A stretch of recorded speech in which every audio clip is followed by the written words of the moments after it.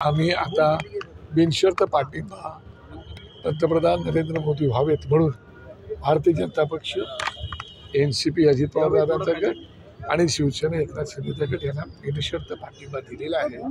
आणि मला असं वाटतं की आणि पुढे आमच्या कार्यकर्त्यांना सुद्धा विधानसभेच्या तयारीला लागायची सूचना आता गेली आहे। तुमचंही नाव लोकसभेसाठी चर्चेत होतं। अनेक पक्षातल्या पदाधिकाऱ्यांना वाटत होतं की लोकसभा निवडणुकी लढली पाहिजे, कारण अनेक अशा निवडणुका कसं आहे, पदाधिकाऱ्यांना काय वाटतं, कार्यकर्त्यांना काय वाटतं, मला काय वाटतं, त्यापेक्षा पक्षाचं हित कशात आहे ते सुद्धा बघायला पाहिजे, देशहित कशात आहे तो बघायला पाहिजे, देशाचा आणि महाराष्ट्राचा विचार हा सुद्धा बघायला पाहिजे, पक्ष हिताच्या सोबतच हा विचार करायला पाहिजे। वैयक्तिक विचार इथे करून चालत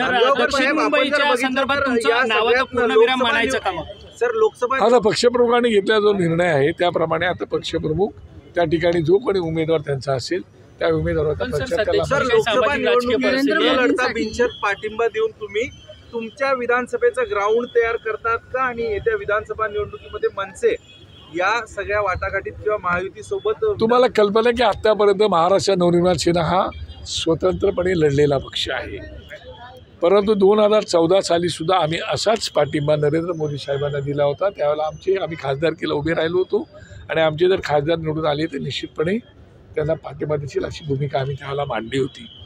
आता वाटाघाटी चालू होत्या, त्या वाटाघाटीनंतर साहेबांच्या लक्षात आलं की 1-2 सीट जिंकते अशा गोष्टी करण्यापेक्षा राज्यसभा विधान परिषद याच्यापेक्षा आपण त्यांना बिनशर्त पाठिंबा देऊन आज देशाला स्थिर सरकार देण्याची आवश्यकता आहे।